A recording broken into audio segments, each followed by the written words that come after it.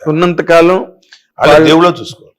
నాకు సోమన్ బాబు గారు చెప్పారు, నేను మా అన్నయ్య గారు అమ్మాయి పెళ్లి కార్డు ఇవ్వడానికి వెళ్ళాను.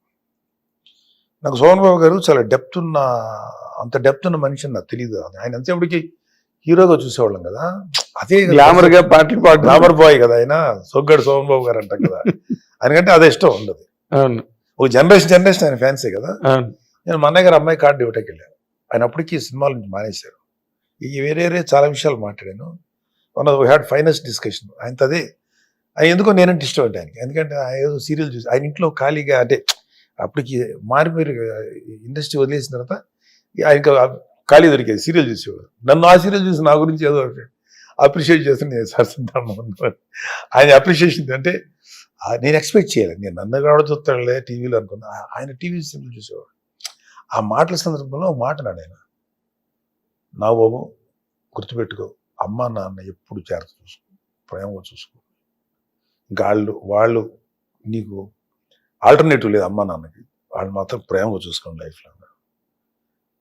అది అప్పటికి మేము అదే జోన్లో ఉన్నా కూడా అది ఇంకొంచెం ఒక గొప్ప వ్యక్తి మనకు చెప్పాడు, ఎంతో చెప్పారు మహానుభావుడు సోమన్ బాబు గారు. సో అలాంటి వ్యక్తులు చెప్తున్నారు. నేను ఆల్రెడీ దాంట్లోనే ఉన్నా కూడా అది ఇంకొంచెం ఇంకా బలంగా తయారవటానికి కరెక్ట్. సో వాళ్ళది తప్పు కాదు, వాళ్ళు అలా ఉంటారు. నీ ఏం లోపం చేశాడని కోపం ఉంది. సో వాట్ నువ్వు మాట్లాడలేవా? నీ నోటికి ఏమైపోయింది, నీ గొంతుకి ఏమైపోయింది, పేరుకేసాడు ఎవడన్నా, అది చెప్తాడు. So any father is not failure, గుర్తుపెట్టు.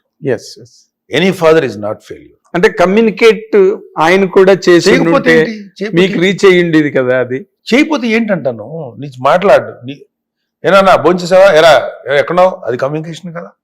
అంటే always people think verbal communication అన్నా, there is non verbal communication. ఏనా అని భుజం మీద చేస్తుంది, ప్రేమ కదా. నానా స్కూల్కి వెళ్ళావా అని అంటాం, ప్రేమ కదా. వర్క్స్ ఎలా వచ్చినాయి, ఎట్లా ఉన్నావు, ఎన్ని ప్రేమ కదా.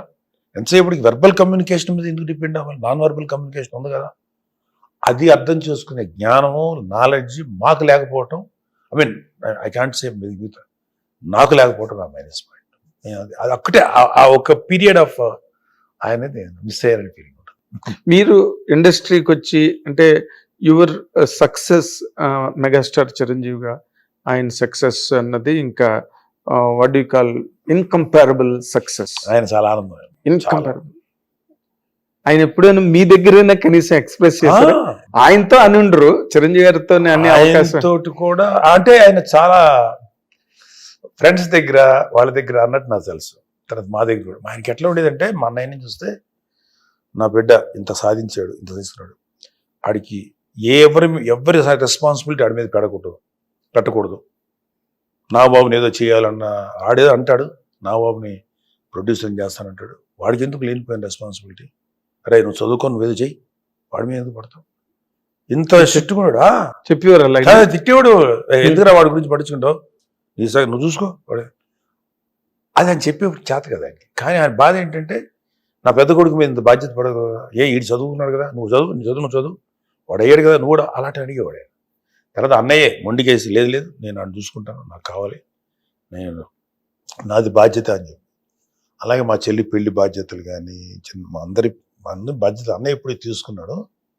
ఆయనకి ఎంత ఆనందం అంటే, నా కొడుకు కదా ఇంత బాధ్యతలు తీసుకున్నాడు, నేను వయసులో నెరవేర్చాల్దాం అనుకున్న బాధ్యతలని నా పెద్ద కొడుకు తీసుకున్నాడు. అందుకని అన్నయ్య అంటే అపారమైన గౌరవం, అపారమైన ఇష్టం. కానీ అన్నయ్యకి నాన్న చూస్తే చిన్న భయం ఉండేది. అంటే భయం అంటే ఎంత రిటైర్ అయిపోయినా సరే చిన్న భయం ఉండేది. మా గౌరవం అనేది ఎట్లాగ ఉంటుంది, అది 100% ఉంటుంది. నాన్నకేమో అన్నయ్య చూస్తే గౌరవం ఉండేది. నాన్న తెలియకుండా అన్నయ్య కొంచెం పెద్ద వయసు వచ్చిన తర్వాత ఎందుకులే పెద్దోడితో అని చెప్పి కొంచెం భయపడేవాడు ఆయన కూడా.